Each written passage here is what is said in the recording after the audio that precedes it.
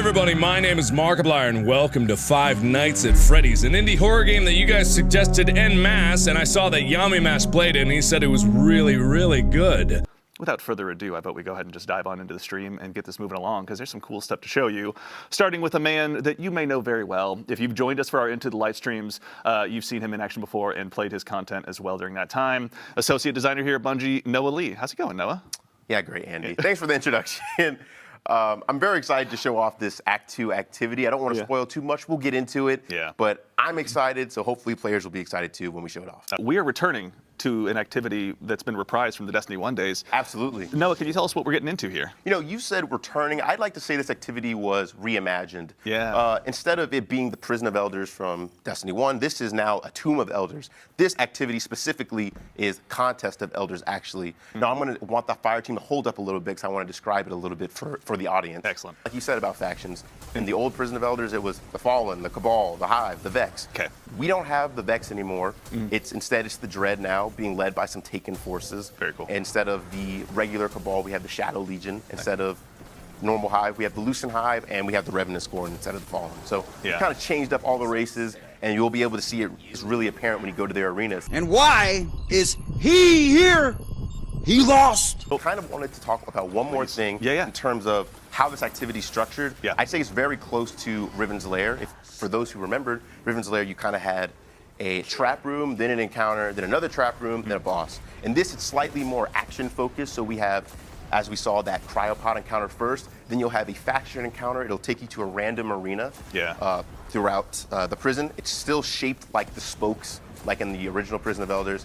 Then you'll have a short traversal section, and then you'll have a boss. And then after that, you will get pulled into the warden's office and get your loot, and then you'll run around the loop again. Yeah. In every single encounter, you're gonna have a challenge, and for bosses specifically, you're gonna have a critical objective. And that kind of all goes into like this in-activity reputation system that's called the Warden's Judgment. When you read the rules, for all my players who like to read, you can see what that is, but I know people don't read, so I'm gonna try to explain it the best I can. Why were you staring right at me when you said that? That's so weird. I don't read either. That's okay. All right. The activities, if you're kind of just, getting beaten down a little bit, you have a chance to build yourself up a bit, kind of get a sense of the battle arena, the mechanics in place. That way, as you kind of build yourself up, that higher Warden's favor. There Fire Team's actually showing one of my favorite features. Please. We tried to give every boss a cool intro. So this boss descends in from a thresher from the ceiling. So every enemy race has their own kind of mechanic. So the Hive, generally their mechanics revolve around portals in the arena. The Cabal are all about getting these explosive charges and blowing up things that are like immune. We'll see the Dreads in a second, but the Scorns are about like getting these explosive canisters and kind of making a makeshift explosive. Internally, I like to call it the junkyard fantasy because like it's kind of like all junky and rusted and stuff. Tinkering and putting it together. Yeah, you put it together, and then it makes this really cool. Shout out. It's scaring me already. Well, thrusters are cool, and it's just, it's cool to have different boss silhouettes in Destiny. We don't often actually fight a Thresher as a boss, and the Thresher's not even the true boss, as we see a Scion and his Scion goons are the actual main bosses for this fleet. So, all right, really quickly, also, please feel free to keep jumping back in. I know there's a lot of stuff we're going to be checking out, but Taylor, I want to quickly bug you. With the arrival of Act 2, we're going to have a few new weapons being added to the overall loot pool. Can you tell us a little bit about kind of the new season, or pardon me, Act weapons, rather, that we're going to be having available to us? Yeah, sure. So we have two new seasonal weapons or act weapons. Got the SMG and the shotgun. Yeah. Yeah. There's an Arc Precision SMG, and then there's a Attrition Orbs, right? Yeah, Attrition Orb. Yeah, it's got a bunch of perk rolls on it, which we'll get to in a second. And then a Void Precision Shotgun, which has some Dustrock blue jeans. If very nice. Yeah. If you we'll probably see the model in a few minutes, but the resemblance is uncanny. Yeah. But yeah, there's a lot of cool rolls for both of these, both for PvE and PvP. Let's take a quick look. So this one's got the new Arc perk, Jolting Feedback. It's also got Loose Change, Attrition Orbs, and a few other things that really synergize pretty well. You can get like the Jolt on and then Loose Change procs. Yeah. And it just loops into itself. Yeah. And then the Shotgun, it's got a bunch of rolls both for PvE and PvP. You can get Slide Shot closing time. You can get Discord stabilizing rounds, and with the shotgun changes that we did in this release, it will probably serve you pretty well in places.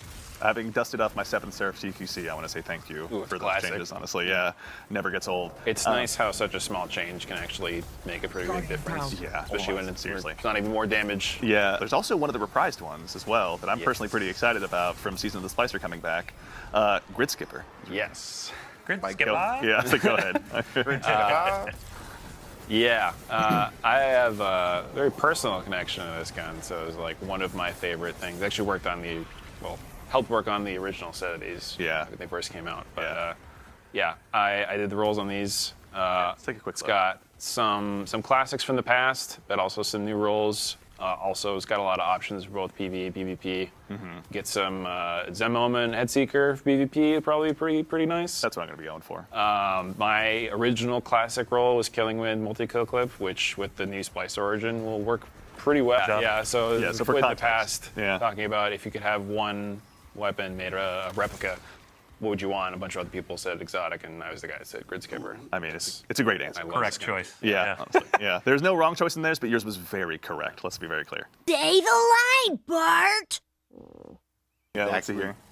And you were saying the Dread and the Taken are working together Defile. in this one, right? I'd say the Taken are kind of taking the helm of the Dread right now, not because like they're stronger or anything, but because like Psylocke is just more experienced with the prison. I feel like. Walk through and see what we got here. Yeah. So we've got like the last episode. Sorry, we have a new row unlocking in Act 2. These are all close quarters themed. So we've got a discount for all your melee mods, an improvement to emergency reinforcements, which I think is like you get a heal when you're low health. We've got a way to get armor charge while you're surrounded. The boost there gives you more weapon handling and charge rate for swords. And the boost comes from tonics, right? Yeah. So there'll be new tonics. Nice. This, I think, is a variant of one of the older mods that is when you break a combatant shield, you get an orb of power, and then the boost on this actually is going to be really nice.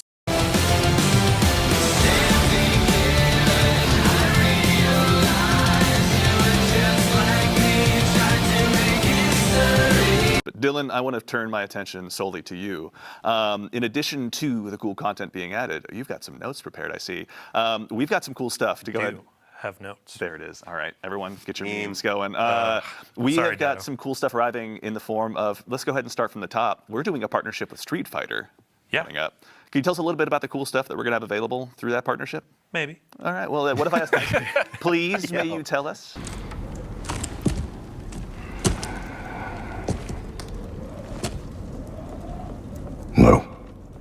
A bunch of cosmetics. Like the first thing you can see here is a wonderful set of ghosts. So we got your Cammy, Ryu, your Chun-Li. I wouldn't want my ghost to get into a fist fight with the with any of the bosses really, but that one looks like they could take. The Ryu one, one's right? pretty with the groupie mode here.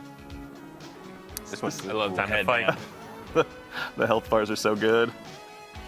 And winner. Bonus round. That's Let's right. go. Yeah. It's not exactly a Honda Civic, but it's just as much fun to go ahead and beat I up. want to do a shout out to every Guardian in the tower. 1997 Honda Civic Adept. I see you. I love you. It's an important role to play, honestly, yeah.